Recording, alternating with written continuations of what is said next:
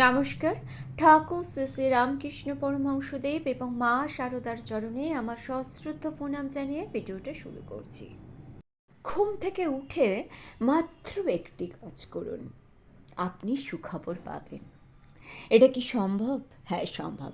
মাত্র একটি কাজ আপনাকে করতে হবে, তাহলেই আপনি সুখবর পাবেন নিশ্চিত। আপনার জীবনের সমস্ত বাধা কেটে গিয়ে আপনার দিনটি শুভ হয়ে যাবে। আপনি হয়তো দিনের পর দিন পরিশ্রম করে চলেছেন, কিন্তু কোনো ফল পাচ্ছেন না। বারে বারে হতাশ হচ্ছেন। শরীরের নানা সমস্যায় আপনার হতাশা বেড়ে যাচ্ছে।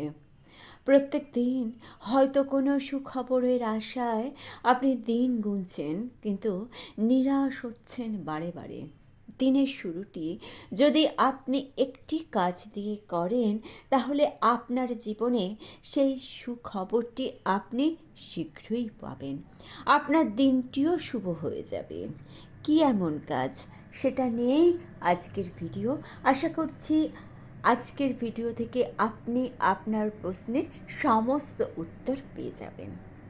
ঘুম থেকে উঠেই যে চিন্তাটি আপনার মনে আসবে, তার প্রভাব আপনাকে সারা দিন বহন করে যেতে হবে। আপনি আপনার ভেতর থেকে সমস্ত নেগেটিভ চিন্তাকে সরিয়ে দিন। কিন্তু নেগেটিভ চিন্তা দূর করবেন কিভাবে? মন যে বড়ই দুর্বল, জীবনের নানা জটিলতায় কাটানো আগের দিনের স্মৃতিতে হৃদয় আচ্ছন্ন হয়ে রয়েছে।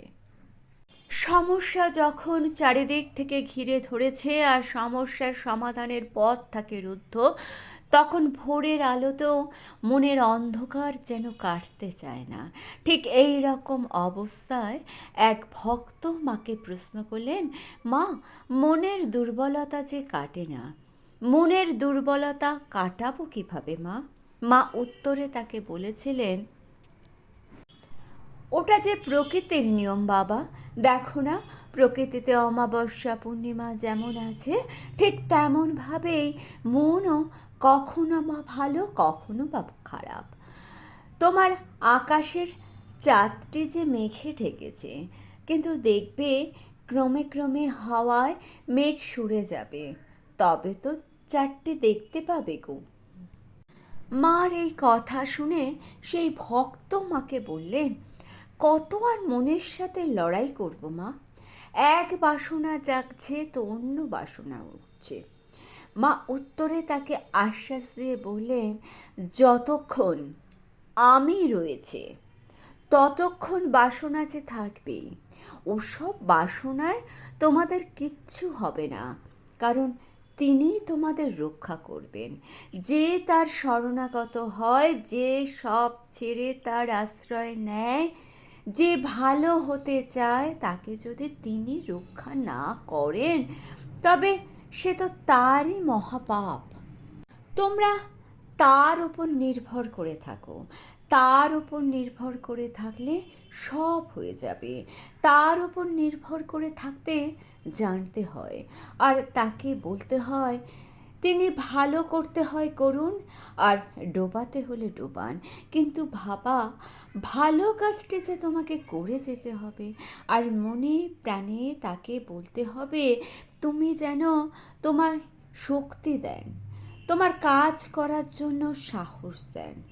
সময়টা 1895 সালে। ঠাকুরের শিষ্য প্রেমানন্দজি তখন তীর্থ করতে গেছেন। তিনি ঠাকুরের একটি ছবি সাথে নিয়ে যেতেন। ছবিটি বাঁধানো। তিনি ছবিটি পুজো করে মিষ্টি ভোগ ঠাকুরকে নিবেদন করতেন এবং পুজো শেষে সেই প্রসাদ তিনি গ্রহণ করতেন। সেই সঙ্গে শ্যামসুন্দরের প্রসাদও তিনি গ্রহণ করতেন। সেখানকার স্বাস্থ্যকর জল হওয়ায় তার স্বাস্থ্যের খুব উন্নতি হয়ে গিয়েছিল, তাই তার খুব খিদে পেত। এরই মাঝে পড়েছে একদিন একাদশী। বৈষ্ণব বাবাজিরা প্রত্যেকেই উপবাসী। সেদিন তারও খুব খিদে পেয়েছে।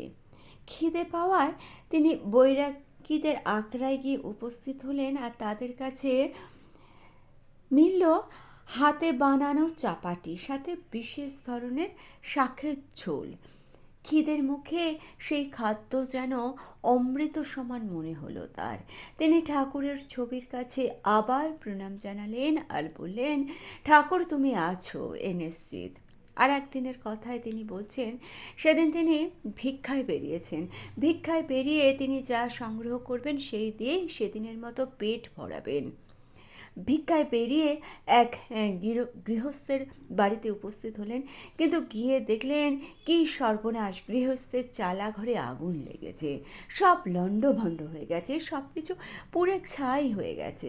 অগত্যা তিনি ফিরে আসছেন, কিন্তু ফিরে আসার সময় গৃহকর্তা তার পথ রোধ করে দাঁড়ালেন। বললেন, খালি হাতে তো যাওয়া যাবে না। তিনি অর্থাৎ গৃহস্থ সমস্ত বিপত্তি অগ্রাহ্য করে তাকে একটু অপেক্ষা করিয়ে রাখলেন কিছুক্ষণ। কিছুক্ষণ পরে গৃহস্থ রুটি ভিক্ষা দিলেন তাকে। সেই দিনের সেই রুটি তার পেট ভরিয়েছিল। জীবনের বিভিন্ন সময় পরিস্থিতি অনুযায়ী প্রয়োজন পরিবর্তিত হয়ে যায়। খিদের সময় এক টুকরো রুটির মধ্যেই যেন তিনি সুখবরের বার্তা পেয়েছিলেন। এক টুকরো রুটির মধ্যে যেরকমভাবে সুখবরের বার্তা নিহিত থাকে, ঠিক তেমনভাবে একটি বস্ত্রখণ্ড যে কারো জীবনের সুখবর বহন করতে পারে, সেই কথাটি স্বামীজি প্রমাণ করেছেন। এই কথাটি বলার কারণ হচ্ছে, স্বামীজির জীবনের একটি ঘটনা ঘটেছিল। তখন তিনি ব্রজধামে পরিভ্রমণে রত। দিন কতক গোবর্ধন পর্বত থেকে রাধাকুণ্ডে এসেছে। রাধাকুণ্ডে এসে একমাত্র পরিধেয় কৌপনটি তীরে রেখে স্নান করতে নামলেন, কিন্তু স্নান করে উঠে দেখলেন বস্ত্রখণ্ডটি কোথায়? এখানে তো নেই। এদিক ওদিক তাকিয়ে দেখলেন বস্ত্রখণ্ডটি গাছের ওপর। বানররা সেটা নিয়ে গিয়ে গাছের ওপর রেখে দিয়েছে। এখন উপায়? স্বামীজি তখন নিজেকে ভীষণ অসহায় মনে করতে লাগলেন। অভিমানে ভাবলেন, তিনি আর কি করবেন? গহন বনে প্রবেশ করে অনাহারে দেহত্যাগ করা ছাড়া তার আর কোনো উপায় তিনি দেখছিলেন না। তিনি এই কথা মনে মনে ভাবছেন, এমন সময় কোথা থেকে একজন এসে এক টুকরো গেরুয়া বস্ত্র ও কিছু আহার রেখে গেছেন।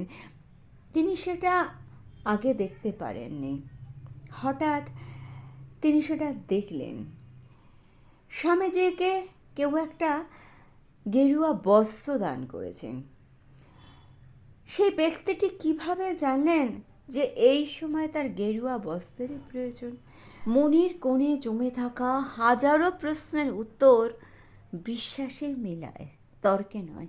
আপনি আপনার জীবনেও যদি ভালো করে লক্ষ্য করে দেখেন, তাহলে দেখবেন এরকম ছোট ছোট হাজারো ঘটনা ঘটে চলেছে আপনার জীবনে। তার উত্তর হয়তো তর্কে পাওয়া যায় না, একমাত্র বিশ্বাস ও ভক্তি থাকলেই এর উত্তর আপনি পাবেন।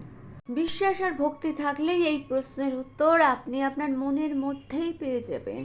আপনার অন্তরের বিশ্বাস ও ভক্তিকে দৃঢ় করে রাখার জন্যই আপনাকে সকালবেলায় ঘুম থেকে উঠে একটি কাজ করতে হবে, যে কাজের কথাটি বলেছেন স্বয়ং ঠাকুর। ঠাকুর বলছেন, প্রত্যেক দিন তোমাদের এই সংকল্প করতে হবে। তোমাদের নিজেকেই নিজেকে বলতে হবে, হরি বলো, গাঁট খোলো। গাঁটটি হলো আমাদের জন্ম জন্মান্তরের সংস্কার বা পুঁটুলি। প্রতিদিন এই সংকল্প করতে পারলে আমরা সংস্কার মুক্ত হতে পারবো। হরি বলো অর্থাৎ পরম প্রিয় পরমেশ্বরের চরণে নিজেকে সম্পূর্ণভাবে সমর্পণ করে দেওয়ার সংকল্প করতে হবে।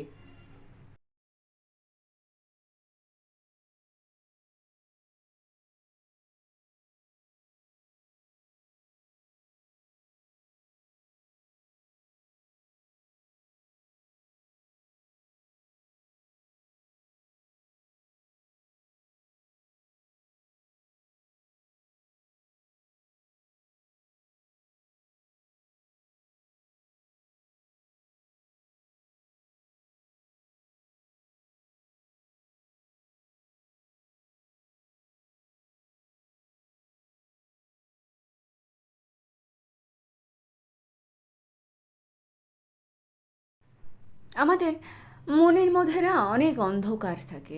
আমরা যদি আস্তে আস্তে সেই অন্ধকারটা দূর করতে পারি তাহলে দেখবেন সব থেকে আগে ভালো থাকছেন আপনি। মনের অন্ধকার কেউ দূর করতে পারবে না, মনের অন্ধকার আপনাকেই দূর করতে হবে। সোজা কথায় বলি, সকালবেলা উঠে সংকল্প করুন যে সারাটা দিন আপনি ভালো কাটাবেন। ভগবানের শরণ নিন। আগের দিনে কে কী বলেছে, কী ঘটনা ঘটেছে, সেগুলো দেখবেন আপনার মনকে আর জ্বালাতন করতে হবে না। মনকে কন্ট্রোল করা অত সহজ নয়। আপনি যদি ঠাকুরে বিশ্বাস রাখেন, দিনের যে সময়গুলো আপনি পান সেই সময়গুলো একটু ঈশ্বর চিন্তা করে, ঈশ্বরের সাধনা করে বা ঈশ্বরের নাম সংকীর্তন করে আপনি কাটান। মানে আমি বলছি না ঘন্টার পর ঘন্টা ধূপ দ্বীপ জ্বালিয়ে আপনি ঠাকুরের সঙ্গে বসে থাকুন। এখন কিন্তু নানা জায়গায় খুব সুন্দর সুন্দর গান পাওয়া যায়, মানে গানের কালেকশন আছে। আর গান তো মনকে সবসময়তেই ভালো করে, আর গানগুলো না খুব মনকে টাচ করে। সেসব গানগুলো যদি আপনি শোনেন তাহলে দেখবেন আপনার মন প্রশান্তিতে ভরে যাচ্ছে, মনটা ছাঁকনির মতো ছেঁকে যাচ্ছে। মনের মধ্যে যে ভাবনাগুলো আপনাকে জ্বালায় সেই ভাবনাগুলো আর আপনাকে কুরে কুরে খাবে না। আপনার সারাটা দিন তো ভালো হবেই, আপনার সারাটা জীবন ভালো হবে। আর ভিডিওটা যদি ভালো লেগে থাকে চ্যানেলটিকে সাবস্ক্রাইব করে নিয়ে পাশে থাকা বেল আইকনটা প্রেস করে দিয়ে অল অপশনটা ক্লিক করে দেবেন। তাহলে যখনই নতুন কোনো ভিডিও আপলোড করব তার নোটিফিকেশন আপনাদের কাছে পৌঁছে যাবে। ঠাকুর ও মায়ের চরণে প্রণাম জানিয়ে আজকে এই পর্যন্তই। Thanks for watching.